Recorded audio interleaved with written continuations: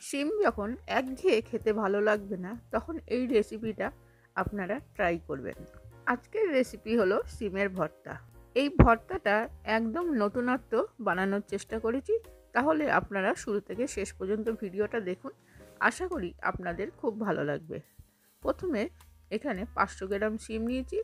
এবার শিমটা ধুয়ে ভালো করে কেটে নেব। শিমটার দুটো মাথা কাটলেই দেখবেন একটা শিরার মতন বেরোয়, ওইটা ফেলে দেবেন। দু টুকরো করে শিমগুলো কেটে নিচ্ছি। একইভাবে সব শিমগুলো কেটে নিয়েছি। এবার শিমগুলো আমি গরম জলে ভাপিয়ে নেব। আর ভাপানোর সময় একটু নুন দিয়ে দিলাম। নুনটা দিয়ে দিয়েছি, দিয়ে একটু নেড়ে চেড়ে নিলাম। নিয়ে এবার শিমটা ঢেকে দেব। শিমটা কিছুক্ষণ ঢেকে দিয়েছি, ফুটে উঠেছে। আর শিমটা বেশি সিদ্ধ করব না, হালকা সিদ্ধ করলেই হয়ে যাবে। এবার শিমটা নাবিয়ে জলটা ঝরিয়ে নিয়েছি। এবার শিমটা ঠান্ডা করে মিক্সিং বোল নিয়েছি, তার মধ্যে শিমটা পেস্ট করব। কাঁচা লঙ্কা দিলাম, রসুন দিচ্ছি, আর দেব চিংড়ি মাছ। আপনাদের বলেছিলাম না নতুনত্ব, এই চিংড়ি মাছটা দিয়েছি তাই একটু নতুনত্ব হলো। এবার পেস্ট করে নেব। শিমটা পেস্ট করা হয়ে গেছে।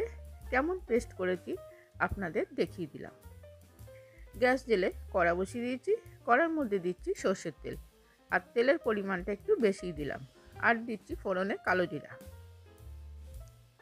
দুটো শুকনো লঙ্কা দিয়ে ফোড়নটা নেড়েচেড়ে ভেজে নিলাম।